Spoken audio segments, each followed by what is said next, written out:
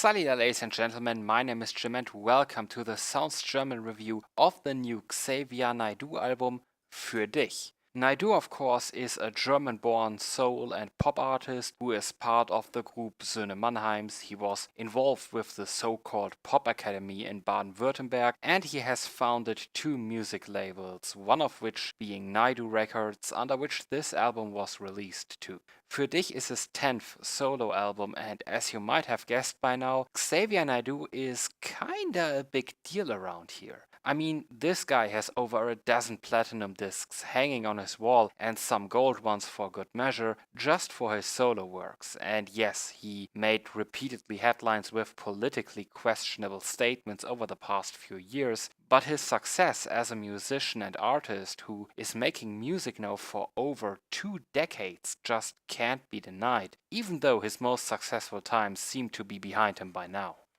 And to be honest, I don't think that this album will really draw comparisons to his most successful albums like Zwischenspiel or Telegramm für X. It feels like Naidoo played it very safe here this time around. The opener, Nimm mich mit, presents you with these super soft, high guitar notes, some piano and some bass drum hits, and it mixes it all together into this super soft pop mix that is really carried mostly by Naidoo's vocals. Not the lyrics, mind you, because him going on about being separated from someone who then tells him how it was in this undescribed place where he would like to be so much more in comparison to where he is right now, well, that is all trivial at best. And that is how I actually felt about most of the songs on this album when it came to the lyrics.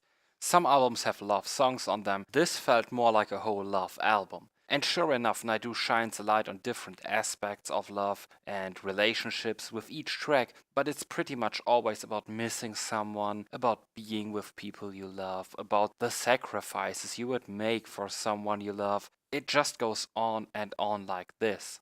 Now, to be fair, I honestly didn't expect something quote-unquote heavy here in regards to the lyrics. I sure as hell didn't expect him to carry his tinfoil hat babbling of the past few years into his music, although that might have made for something really crazy and entertaining actually, I don't know. I did, however, expect at least a little bit more variety in terms of topics. The lyrics just come off as entirely insignificant and kitschy at the worst of times and somewhat pubertal at best. Naidoo's vocals, however, are solid as ever. I think it really depends on how much you like the tone and pitch of his voice, which has always been a very unique feature of his. Naidoo is one of those singers who you can recognize among thousands, and he knows exactly the boundaries of his vocal skills. He doesn't attempt to reach some crazy high pitches or anything like that. He knows exactly how hard he can go in and it still has it all under control. Granted, after so many years in the business, one should know this. But I feel that Naidoo shows he has his voice just under perfect control. He will do a little yell or sound a little bit more aggressive here and there, and it will just never sound off in the slightest. As for the compositions of the songs themselves, you get a lot of light-hearted pop music, the kind which I find to be very enjoyable and relaxing as background music actually. Zuhause presents you with some xylophone noises in the verses and then adds some hand drums and guitars for the hook. This also reflects the lyrics quite well in my opinion, with the hook being about an outburst of joy when someone you missed returns home. A line is more somber and again reflects this through the instrumentation well, with being carried mostly by piano notes with some string instruments kicking in for the hook. The track By Design really surprised me when it threw some dubstep wobbles of all things between these really soft, distant electric guitars and slow drums, but I think Naidoo made it work somehow. And Drück dem Leben deinen Stempel auf just throws it all together.